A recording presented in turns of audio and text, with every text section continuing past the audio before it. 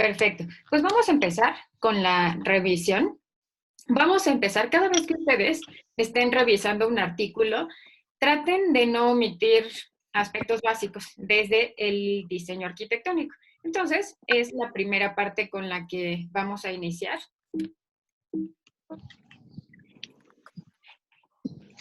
Entonces, vamos a empezar con Ismael. ¿Podrías platicarnos un poco del diseño arquitectónico? Sí, bueno, pues se trata de un estado basal en donde consideran a pacientes hospitalizados que ya tienen un diagnóstico confirmado de COVID-19, ¿no? La maniobra es darles el tratamiento, por un lado con hidroxicloroquina y por otro el grupo control, que es quien no aceptó de alguna manera entrar al estudio, lo manejan ahí como el otro grupo comparativo. Y el desenlace, pues, es verificar que si al sexto día de medición la carga viral está ausente, y ellos lo denominan como cura viral. Ok. Entonces, a grandes rasgos, ajá. Ok, perfecto.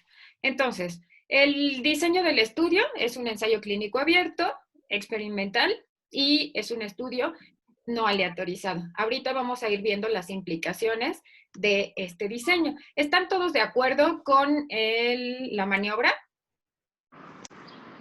Sí. ¿Sí? Ok. Sí. Varios de sus diseños arquitectónicos consideraron a la maniobra principal no solo el uso de hidroxicloroquina, sino la administración de acitromicina. ¿Tú qué opinas, Omar?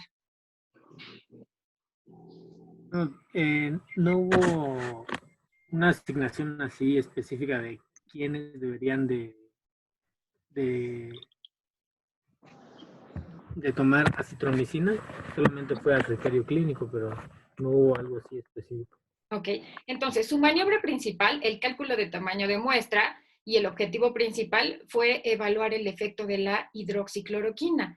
Pero de pronto ellos dentro de sus resultados, pues desvían la atención hacia la acitromicina. Entonces, en este caso, la acitromicina está funcionando como una maniobra periférica, puesto que no fue asignada desde el principio y ni siquiera sabemos cuáles eran las condiciones para administrar la acitromicina. Entonces, eso es importante. Dentro de la demarcación diagnóstica, algo que llama la atención, sus criterios de inclusión eran pacientes hospitalizados, pero además eran pacientes hospitalizados mayores de 12 años y que tuvieran el diagnóstico confirmado por PCR en una muestra de nasofaringe. Pero ustedes observaron al analizar los resultados que había 2 pacientes de 10 años. Entonces, ahí se violó ese criterio de inclusión. Y bueno, yo les decía que al ser un ensayo clínico que no estuvo aleatorizado, tenemos el riesgo de encontrarnos con un sesgo de susceptibilidad pronóstica. Si bien ellos analizaron únicamente 3 variables, edad. Se analizó edad, se analizó el estadio clínico y se analizó el tiempo de evolución de la enfermedad. Para estas variables no había diferencias significativas. Entonces ellos asumieron que los pacientes eran iguales en los 2 grupos. Sin embargo, pues no podríamos saber cómo fue el comportamiento de otras variables que también impactan, como comorbilidades, la presencia de tabaquismo, que son factores que pueden impactar en el pronóstico. Entonces, esto es importante. Y algo que me señalaron varios de ustedes en sus tareas es que los pacientes que fueron del grupo control, ¿cómo se eligieron? No fue aleatorizado. Los pacientes que no quisieron aceptar participar en el estudio y recibir el fármaco activo, recibieron o formaron parte del control. ¿Qué opinan? ¿Qué opinas, Villaya, desde el aspecto de consideraciones éticas? Pues no era adecuada la manera de selección. O sea, si se hace un ensayo clínico, tendríamos que tener criterios de inclusión y exclusión para el grupo de estudio y el grupo de control. Entonces, al incluir en el grupo de control a aquellos que no quisieron participar en el ensayo clínico, pues su capacidad de decisión porque se los está incluyendo en un estudio y se están analizando sus datos. sin que ellos hayan dado la autorización para que se haga esto. Entonces ya se está vulnerando el respeto al paciente. Y si bien no recibieron algún fármaco, no tuvieron los eventos adversos del fármaco, pues sí, me imagino que no debe ser nada cómodo que les estén tomando las mediciones de PCR, la determinación nasal de PCR diario durante 14 días. Entonces, esto, por supuesto que tiene un aspecto ético importante. Ahora, vamos a pasar al análisis de los sesgos. Vamos a empezar con el estado basal. Para el estado basal nos va a apoyar Andrei. ¿Identificaste algún sesgo en el estado basal? ¿Algún sesgo de susceptibilidad o ensamble inadecuado? Sí, sí, yo pienso que... ¿Me escuchan? Sí. El grupo etario, bueno, el rango etario, si bien no lo ponen allí en el marco teórico, el rango etario tendría que haberse estratificado, dado que hay un grupo etario de mayor riesgo. Y también apunté el tiempo de la enfermedad como una característica que no están tomando en cuenta dentro de las características, porque hablan del sujeto ya diagnosticado por el raspado, pero no están tomando en cuenta el tiempo de enfermedad para someterlo o no a la maniobra. Y a mí me parece que es relevante porque en la historia natural, si están tratando de medir carga viral, este fenómeno de replicación viral en la mucosa se modifica a lo largo del tiempo. Entonces son los dos detalles que yo observo como un potencial sesgo de susceptibilidad en el estado basal. Ok, entonces, aquí algunos de tus compañeros consideraron como MAR que se desconocen las comorbilidades, tratamientos previos y, bueno, lo que tú comentas, que no se consideraron los días de evolución previos. Entonces, dado que solo están contrastando 3 variables y no hay diferencias, pues no podríamos asumir que no hay diferencias en otras variables pronósticas que son importantes. Entonces, es probable que estemos ante un sesgo de susceptibilidad pronóstica. El ensamble de la población, yo considero que fue inadecuado, porque solo incluyeron a los pacientes hospitalizados. No sabemos, probablemente estos pacientes tengan una evolución distinta o una severidad distinta o quizá alguna comorbilidad que hizo que los hospitalizaran. Y esto no lo están reportando. Tampoco sabemos qué pasó. Bueno, respecto al grupo de edad, ellos dicen que a los pacientes, a los niños no se les dio tratamiento porque la edad impacta. Los niños tienen mejor pronóstico. Y aún así incluyeron a 2 niños de 10 años. Entonces, probablemente esto esté haciendo que por esos participantes en la edad pediátrica, pues el ensamble sea inadecuado. En cuanto a la maniobra, evidentemente hay un sesgo de ejecución. El principal es el uso de la acitromicina. No se dio a todos los participantes. Fue una maniobra que no estaba planeada desde el inicio y no sabemos cuáles fueron los criterios por los cuales se eligió que esos pacientes, esos 6 pacientes de los 20, fueran los que recibieran la acitromicina. Además, por ahí se reporta el uso de tratamiento sintomático y antibiótico. No sabemos si se referían solo a la acitromicina o había algún otro medicamento. Entonces, esto nos habla de un sesgo de ejecución. Y dentro de los sesgos más importantes, que probablemente es por lo que Aide comenta que al hacer el análisis de resultados no coincidían con lo reportado, el sesgo de detección. Les faltaron 6 pacientes. En especial, 6 pacientes no tenían el diagnóstico definitivo del desenlace y en especial fue en el grupo control. Entonces, esto puede impactar en la interpretación de los resultados, sobre todo con una muestra que es tan pequeña. Y bueno, el otro sesgo con el que nos encontramos es un sesgo de transferencia. Hubo pérdida más del 20% y si analizamos el comportamiento entre el grupo control y el grupo que recibió el fármaco, los participantes que abandonaron el estudio fueron todos pacientes que correspondían al tratamiento activo. Entonces, no podríamos saber que fue al azar y que no se debe a algún evento adverso o alguna complicación del tratamiento. ¿Algún comentario que ustedes quieran hacer en este apartado de sesgos? ¿No? No. ¿Andrei? Puede denominarse que es un sesgo de transferencia, el hecho de que en este intento de hacer un ensayo, es este el momento en el que se denomina que se hizo un análisis por protocolo.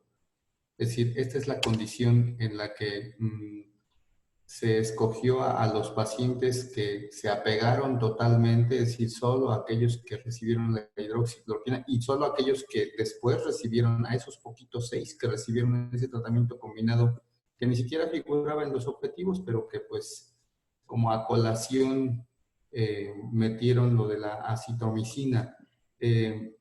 Tiene que ver esta expresión de análisis por protocolo, entendiendo que solo terminaron haciendo inferencia de esa pequeña proporción de sujetos que recibió lo que quería el investigador, que es ponerle hidroxicloroquina y después arbitrariamente ponerle acitromicina, porque terminan hablando de una maniobra que no era la planteada en el objetivo. Así es, pero aquí parece que esto aplica solo para la hidroxicloroquina, porque para la acitromicina no se reportó el apego. Entonces, ahí no tenemos datos. Entonces, pareciera que fue así con la hidroxicloroquina, pero no en la acitromicina. Oh. Entonces, esto, respecto al sesgo de transferencia, esto fue una diapositiva que elaboró Aide. Entonces, bueno, ella lo que nos decía es que 6 pacientes se perdieron del grupo de hidroxicloroquina, 3 ingresaron a la UCI y no se les dio seguimiento. No sabemos qué pasó con esos pacientes que ingresaron a la UCI. ¿Murieron, no murieron? ¿Se resolvió el cuadro o no se resolvió? Un paciente murió, uno abandonó el hospital y la última muestra era negativa, uno suspendió el tratamiento y tenía PCR positiva, y teníamos además 6 pacientes sin el desenlace. Entonces, esto nos habla de un sesgo de transferencia. Y como ven, pues los pacientes que abandonaron el estudio fueron aquellos que recibieron el tratamiento. Entonces, seguramente eso impactó en el desenlace y en el abandono al estudio. Después, vamos a pasar al cálculo de tamaño de muestra. Pepe, ¿qué opinas del cálculo de tamaño de muestra? Pues, ¿sí me escuchan? ¿No? Sí, fuerte y claro. Ah, ok. Yo hice bueno, ellos hicieron el cálculo de tamaño de muestra por diferencia de proporción, no. Sí, No. diferencia de proporciones. Diferencia de proporciones. Sí. Yo todavía tengo, de hecho era una duda de la que tengo actualmente de cómo calcular exactamente el tamaño de muestra, si es por cohorte o por diferente. Es que en las aplicaciones de estadística ya ve que viene por proporciones, por cohorte. Se supone que es una pequeña, es un grupo pequeño de pacientes. Ajá. Y que tienes que, es como una pequeña cohorte, ¿no? Ya sea que lo hagas por, ¿cómo se llama? Por variable. Ok. Por variable o bien que lo hagas por cohorte. No, yo lo metí ahorita, es que no puedo ver mi... O sea, ellos les dio 40 y 48 pacientes, algo así. En realidad estuvieron por abajo del cálculo de tamaño de muestras. De hecho, lo especifican ellos en sus observaciones, que en realidad el grupo quedó por abajo y que eso es un sesgo, pues. Exacto. De que no obtuvieron el total del tamaño de muestra. Ok. Entonces, aquí la fórmula correcta es de diferencia de proporciones. No puede ser eventos por variable, porque en este caso tenían una maniobra una maniobra muy clara. Y cuando se elabora un ensayo clínico, se controlan variables desde el estado basal y variables potencialmente confusoras. Entonces, en este caso, el cálculo de tamaño de muestra es correcto. Le salieron 48 participantes porque la diferencia esperada del efecto era de 50%. Por supuesto que requerirían poquititos pacientes. Entonces, vean, la eficacia que ellos esperaban era de hidroxicloroquina 50%. Y aquí es donde les digo que esta es su maniobra principal, que no lo era acitromicina, ellos no lo consideraron en el cálculo de tamaño de muestra.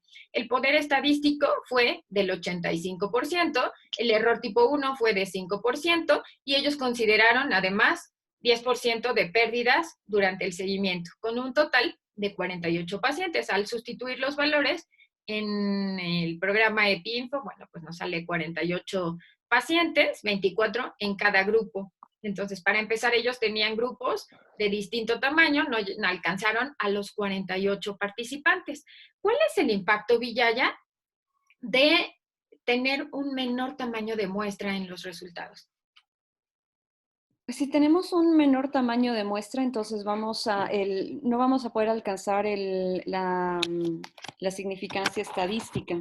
Ajá. Y podemos caer también en el error tipo 1, que es poder decir que haya diferencia en el efecto de la maniobra sin que esto sea cierto, o que caigamos en el error tipo 2, que es que no haya diferencia cuando sí existe esta. Entonces, no tener un buen cálculo del tamaño de muestra nos hace caer en estos errores. En este caso, el cálculo, cuando el tamaño de muestra es muy pequeño, el error que cometemos es un error tipo 2 por falta de poder estadístico. Puede ser que la maniobra de verdad tenga impacto y los resultados no salgan significativos. Entonces, con un tamaño de muestra pequeño, el error que se presenta es el tipo 2, por eso se lo señalé en amarillo. Entonces, porque la mayoría de las tareas y me concluyeron que había un error tipo 1. No, el error tipo 1 se presenta cuando el tamaño de muestra es muy grande. Entonces, en este caso, lo que podemos observar es un error tipo 2. Listo. Entonces, vamos a pasar al plan de análisis estadístico. Esto, tal cual, lo tomé del artículo. Y solo dice así: las diferencias se evaluaron con chi cuadrada y se utilizó TDStudent para variables cuantitativas. ¿Eso les da algo de información? Aide, ¿eso te da información?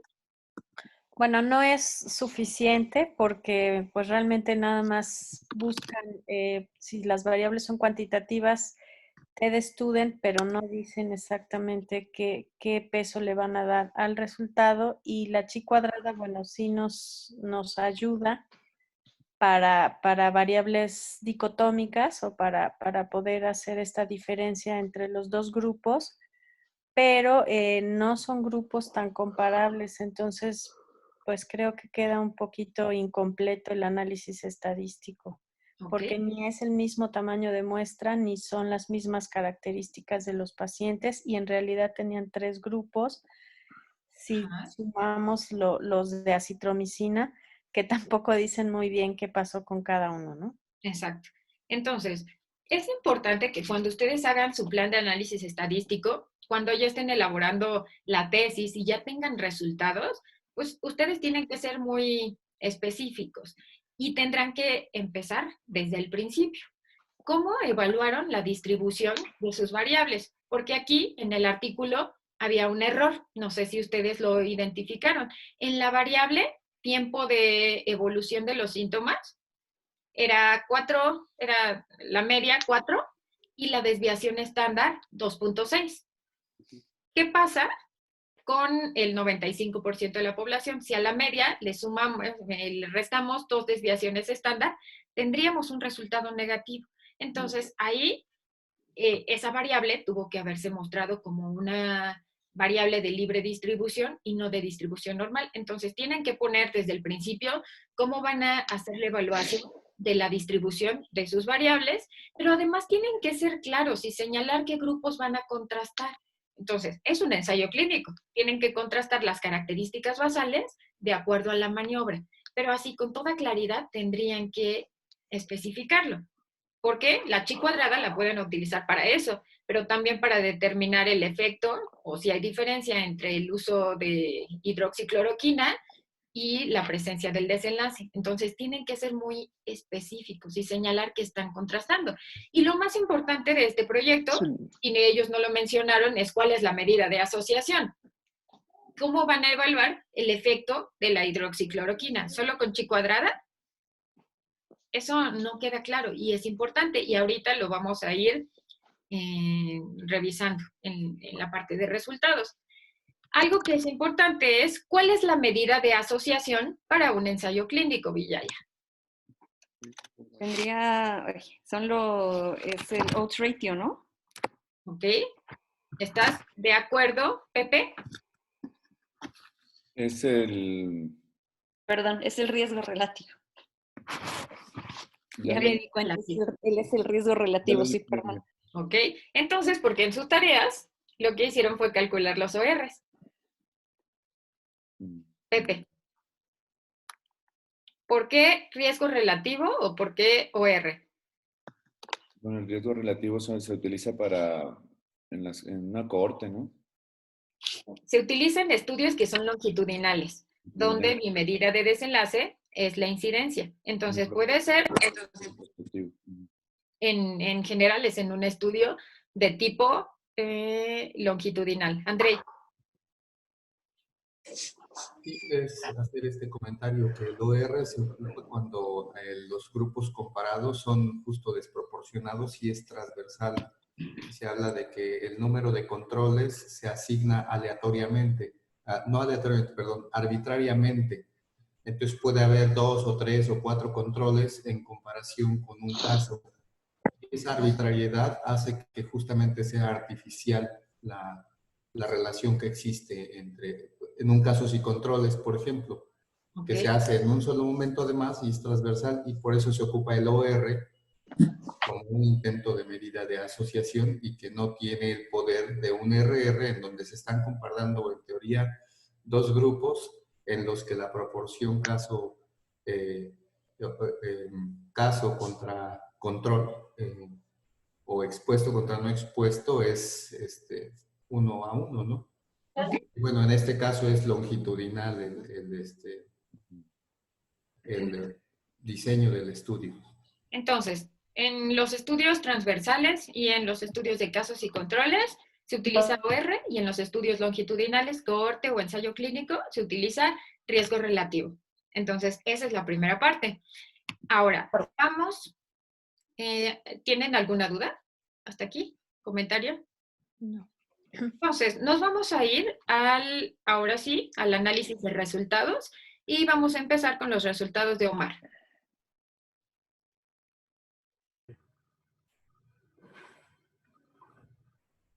¿Nos podrías explicar cuál fue tu procedimiento para calcular tus resultados?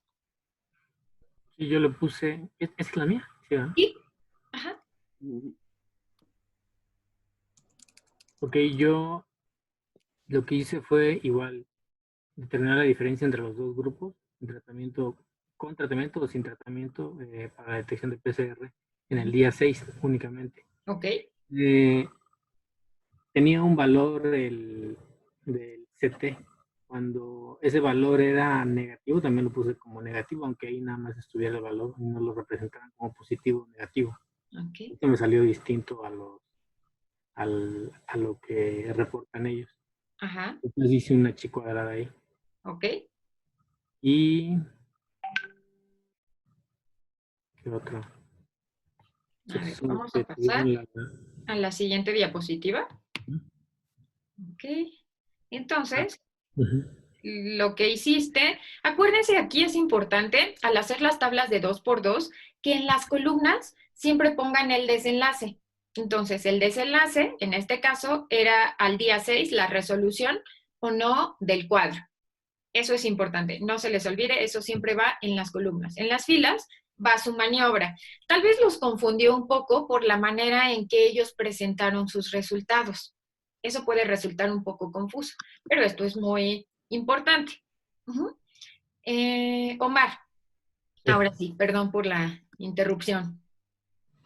Ok, entonces hice una chi cuadrada y como el recuento esperado era mayor a 5, por eso utilicé la chi cuadrada de Pearson. Ok, Y ahí el valor de la significancia era de 0.008. ok. Ajá. Tú me pusiste el cuadro de resultados que incluye los ORs y el riesgo relativo. Ahora, nos vamos a quedar con el riesgo relativo. ¿Qué implica para el tratamiento de hidroxicloroquina un riesgo relativo de 2.1? Que tiene una probabilidad 1.2 veces mayor de tener un PCR negativo el día 6. Tienen mayores probabilidades quienes recibieron la hidroxicloroquina de tener resolución del cuadro, aclaramiento viral. Ajá. Ok, vamos a pasar a la siguiente.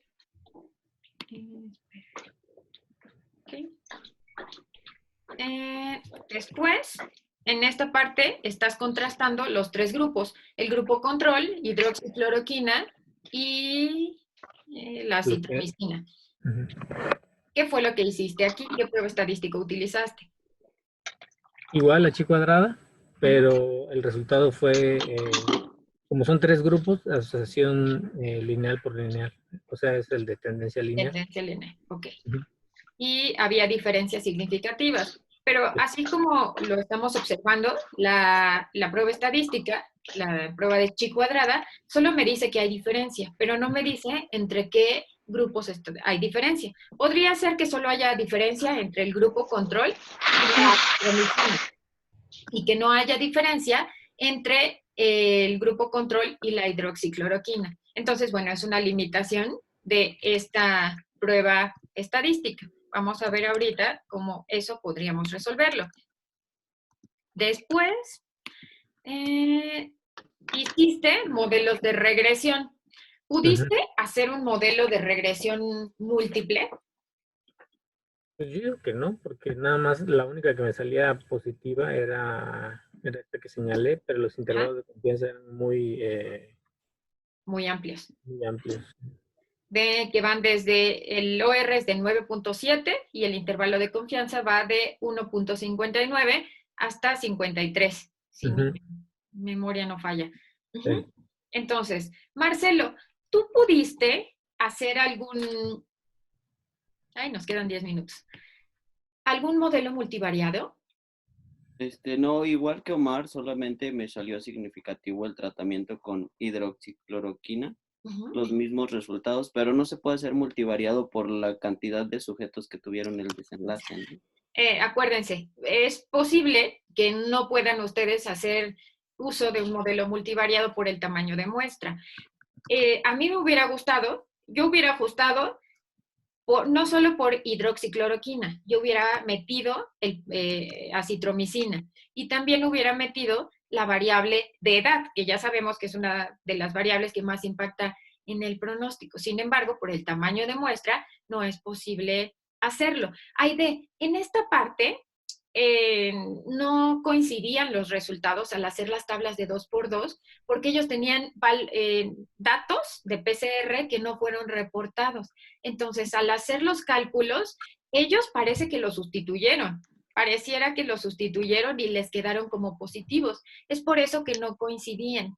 Es otra de las dificultades que muestra este artículo, que solo hasta que ustedes están haciendo el análisis de resultado, logran identificar los valores perdidos. Entonces, por ahí Ismael me puso en la tarea, bueno, ¿y qué hacemos con la sustitución de los valores? Entonces, recuerden que es el desenlace. El desenlace no lo podríamos sustituir. Tendríamos que trabajar. Entonces, para empezar, ya no son de esos 48, teníamos 36 participantes. De los 36, no todos tenían los datos completos para el desenlace. Entonces, vean cómo se va reduciendo el tamaño de muestra. Entonces, no podíamos hacer sustituciones, uno, por la cantidad de valores perdidos, y dos, porque se trata del desenlace. Entonces, el análisis se tenía que correr con los datos que teníamos, pero es por eso que no nos coincidían los resultados con los de ellos, porque parece que ellos los sustituyeron. Y aquí les tengo, ya después de de revisar sus tareas, les muestro una propuesta de cómo podrían o cómo podríamos presentar los resultados. Entonces, no teníamos mucha más información. Entonces, para conocer las características de la población, pues no había más variables, ¿no? Teníamos sexo, edad, estadio clínico y tiempo de evolución. Aquí donde el tiempo de inicio de los síntomas. Entonces, aquí, de estas variables, yo esta la mostré con la mediana y rango intercuartil, porque si la mostraba con la media y la desviación estándar, bueno, pues teníamos el mismo error que ellos, datos negativos. Entonces, este es el primer cuadro. El siguiente cuadro tendría que ser este, donde yo contraste las características basales de acuerdo a la maniobra. Ellos lo presentaron de forma un poco extraña o diferente a lo que habíamos visto, y quizá eso puede de alguna manera confundir al hacer las tablas de 2x2. Entonces, en este caso, en las columnas va el tratamiento. Aquí yo puse solo hidroxicloroquina y el control, puesto que esta era la maniobra principal. Y después, bueno, pues fui agrupando las variables, utilicé TDStudent. Primero vean lo que pasa con la variable edad. En el grupo de hidroxicloroquina, la media es de 51 años, más o menos 18.6. Entonces, este grupo parece que tiene distribución normal, pero vayámonos al control, que tiene 16 pacientes. La media es 37.3, pero vean la desviación estándar, 23.9. Si yo lo muestro así, ustedes me pueden cuestionar, o cualquier lector puede cuestionar, si de verdad el grupo control tiene distribución normal. Porque entre la media y más o menos 2 desviaciones estándar ya tendrían datos negativos. Entonces aquí la forma correcta de presentarlo es con la mediana y los rangos intercuartilares. Entonces, para estas 4 variables no hay diferencias significativas. Hasta ahí nuestros resultados coinciden con lo que ellos mostraron. No hay diferencias, pero no tenemos datos de otras variables importantes como las comorbilidades, tabaquismo, estado nutricional. Después, el siguiente cuadro nos mostraría la maniobra contra las maniobras periféricas. Aquí estaba solo la acitromicina porque no reportaron el tratamiento sintomático, o bien si usaron algún tipo de esteroide. Entonces, aquí lo estuviéramos colocado dentro de las filas. Pero vean esto que es muy importante. Vean el papel de la acitromicina. Solo 6 pacientes de los 20 recibieron acitromicina. Pero ¿qué pasó? Al hacer las tablas de 2x2, todos los pacientes con acitromicina resolvieron el cuadro. Entonces, esto es importante. Vamos, creo que nos quedan como 2 minutos. Ay, me apuro. Después, este es el cuadro donde yo contrasto la maniobra contra el desenlace. Tenemos frecuencias y proporciones. Entonces, aquí por supuesto cambian las Ns por los pacientes que no tenían el desenlace. Y aquí lo que yo hice fue mostrar el riesgo relativo. Y vean, para hidroxicloroquina tiene un riesgo relativo de 3.7, con intervalo de confianza que va de 1.03 hasta 13. Y es estadísticamente significativo. Pero después, lo que yo hice fue comparar hidroxicloroquina con acitromicina. Y vean cómo ahora el riesgo relativo sigue siendo significativo, pero ya no es 3.7, ahora es 1.85. Pero aquí es contrastado contra hidroxicloroquina, no lo contrasté contra el grupo control.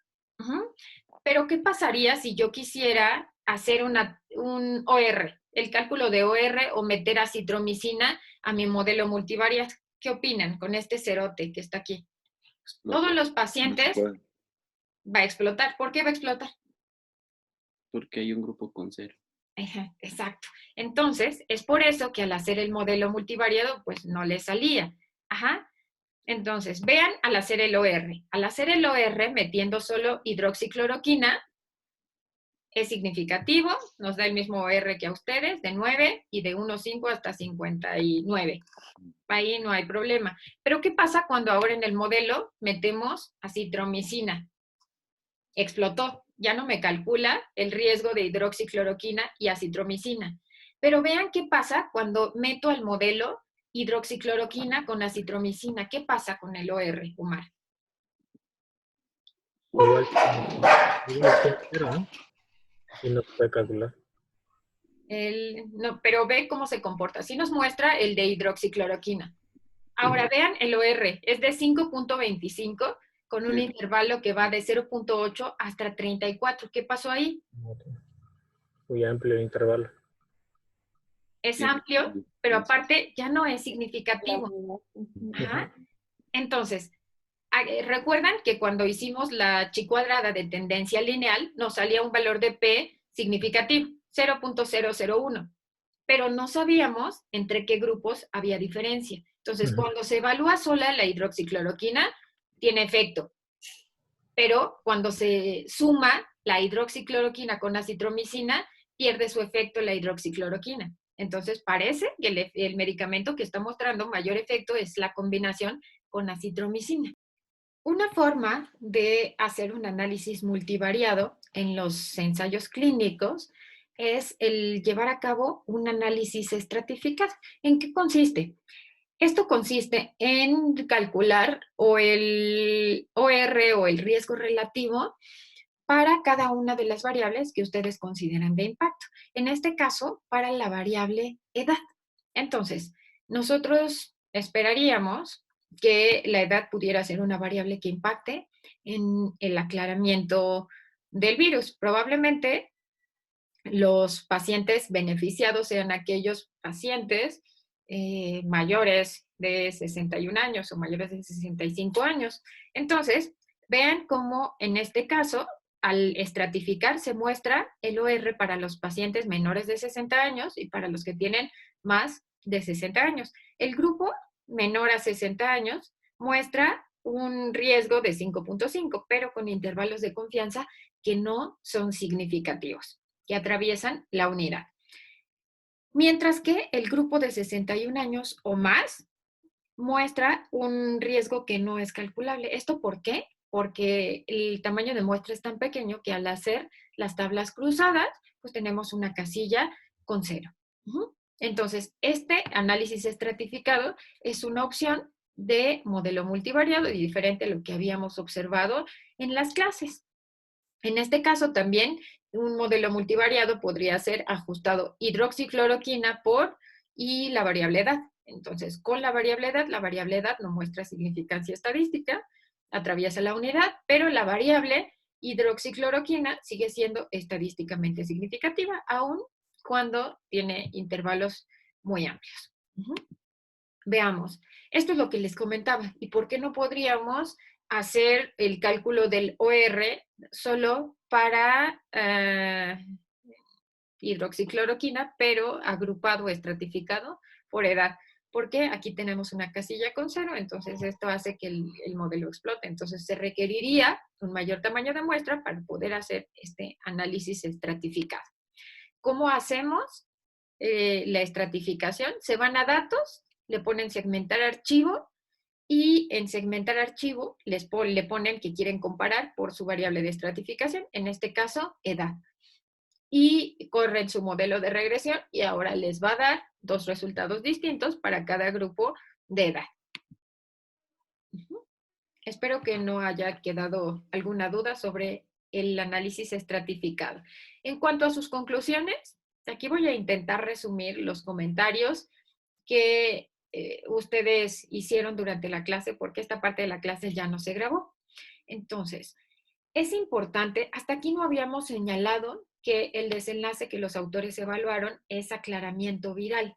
Es un desenlace que es subrogado o intermedio y que no es un desenlace clínicamente relevante. Para ustedes como clínicos hubiera sido de utilidad saber si la hidroxicloroquina más la acitromicina pueden tener un efecto en la mortalidad o para prevenir complicaciones, admisión a la UCI, o bien algún efecto sobre la estancia intrahospitalaria. Los autores mencionaron que iban a evaluar estos desenlaces clínicos, pero no lo mencionaron. Entonces es importante considerar que para tomar decisiones, los desenlaces clínicos son fundamentales.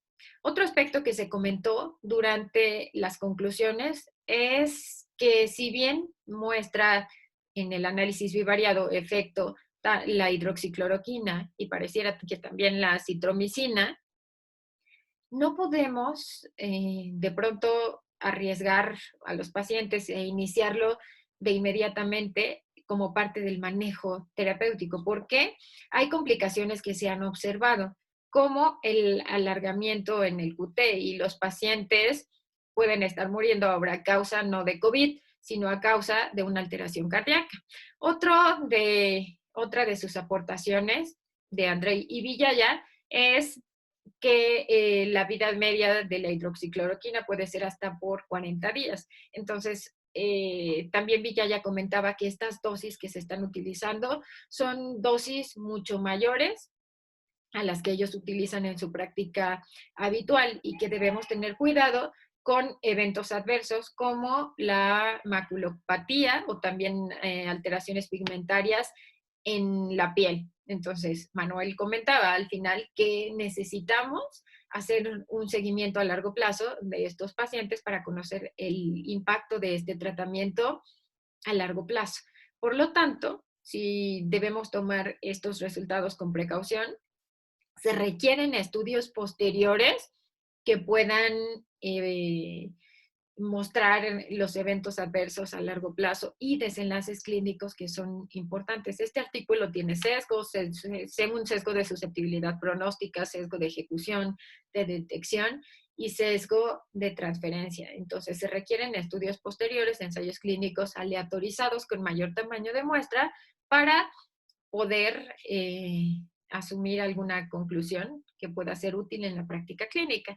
Y al final Villaya realizó una pregunta en la que decía si era válido que al final, hasta en el título, se haya incluido a la citromicina como parte, como si fuera una maniobra principal. Entonces, recuerden, este estudio se hizo con un objetivo, que era evaluar el efecto de la hidroxicloroquina. Durante el proceso de recolección de datos, algo pasó, los pacientes se complicaron y se decidió utilizar acitromicina.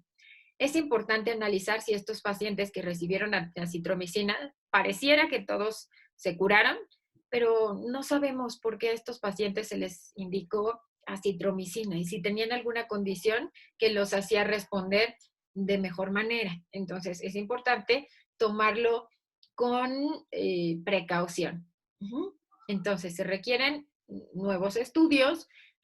No podemos desviarnos y ahora considerar que la citromicina era la maniobra principal, cuando en realidad era una maniobra periférica. En este caso, como en la discusión, se debió haber comentado que como parte del análisis exploratorio o análisis de resultados secundarios, se encontró un efecto en la citromicina, pero que se requieren estudios posteriores para poder corroborar su hipótesis. Y al parecer, bueno, la citromicina en combinación con la hidroxicloroquina tienen un mayor riesgo de condicionar a los pacientes al alargamiento del QT. Entonces, bueno, esto es todo por esta clase de revisión estructural. Espero que les haya sido de utilidad en uno de los temas que estamos enfrentando en este momento. Muchas gracias y quedo a sus órdenes para cualquier duda.